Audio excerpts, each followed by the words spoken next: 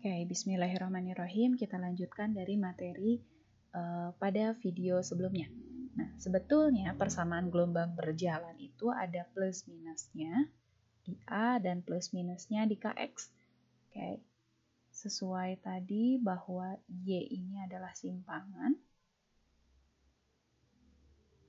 Kenapa di sini ada T? Karena simpangan ini bergantung pada waktu.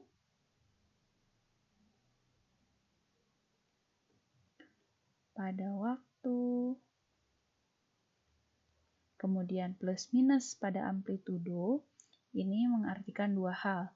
Jika plus, amplitudonya bernilai positif, artinya gelombang itu mengarah ke atas. Sedangkan jika amplitudonya bernilai negatif, gelombangnya mengarah ke bawah. Sedangkan plus minus pada KX, ini mengartikan dua hal juga. Ketika plus, ini gelombangnya mengarah ke kiri. Sedangkan jika minus, berarti gelombangnya mengarah ke kanan. Seperti itu. Oke, selanjutnya ada materi, ada yang namanya sudut fase. Ini kita sebut dibacanya theta.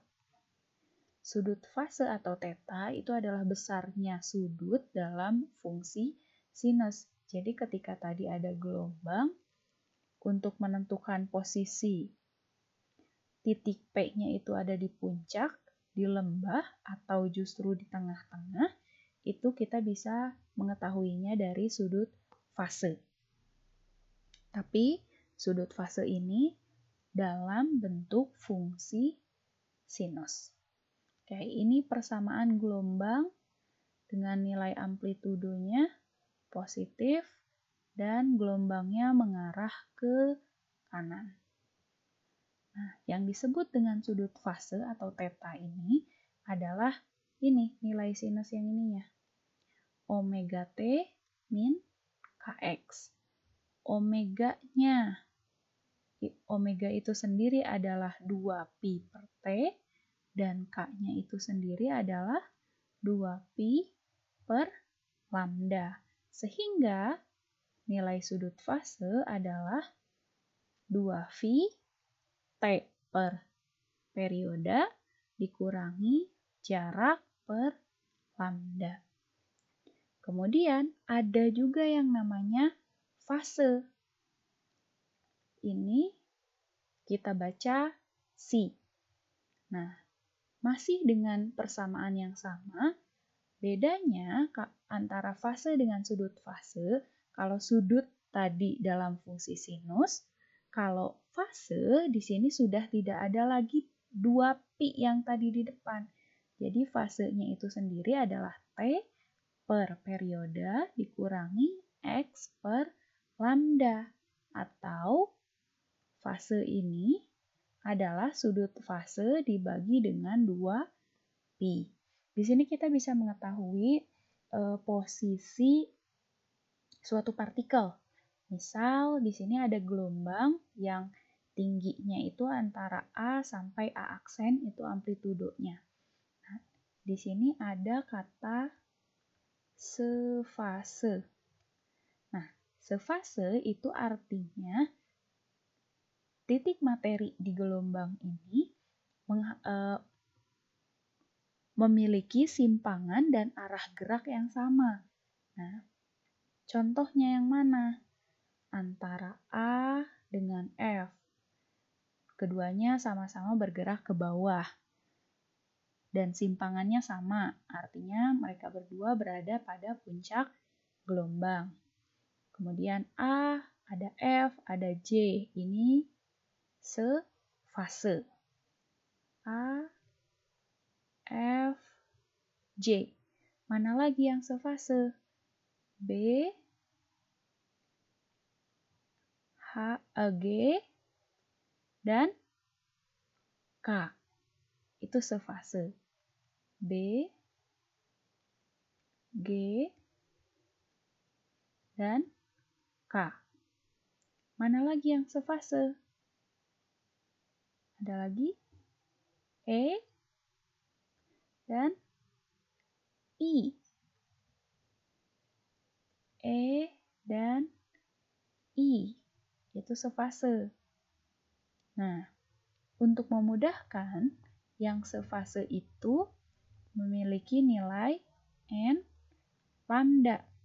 Dengan nilai N-nya itu 1, 2, 3, dan seterusnya. Artinya, ketika gelombangnya ini jadi jarak antara titiknya ini 1 lambda, mereka pasti sefase. A ke F itu 1 lambda, F ke J itu 1 lambda, B ke G itu 1 lambda, G ke K itu juga 1 lambda. Nilainya posisi mereka itu pasti sefase. Berbeda dengan ada yang namanya juga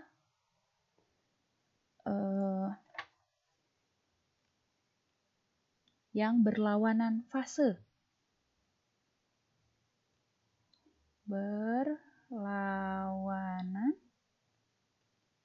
fase. Nah, berlawanan fase ini memiliki simpangan yang sama, tapi arahnya berlawanan.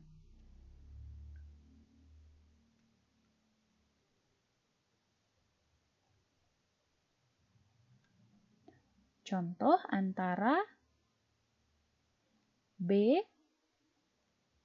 dengan E. Ini simpangannya sama, 0. Tapi arahnya berlawanan, B ke bawah, E ke atas. Oke, contohnya ada B dan E. Ada lagi D dan H. Sama-sama simpangannya di tengah-tengah, D arahnya ke atas, H arahnya ke bawah. Dan ada lagi antara E dengan G.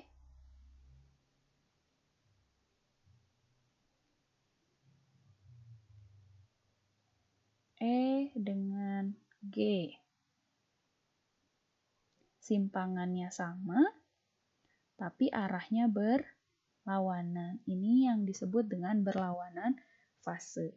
Atau bisa dihitung menggunakan 2N min 1 dikali setengah.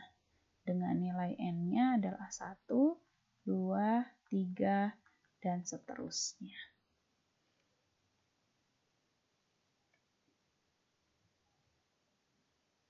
Oke, ini ada lambdanya. 2N min 1 kali setengah lambda dengan N-nya 1, 2, 3, dan seterusnya. Oke, yang terakhir ada yang namanya beda fase. Beda fase itu artinya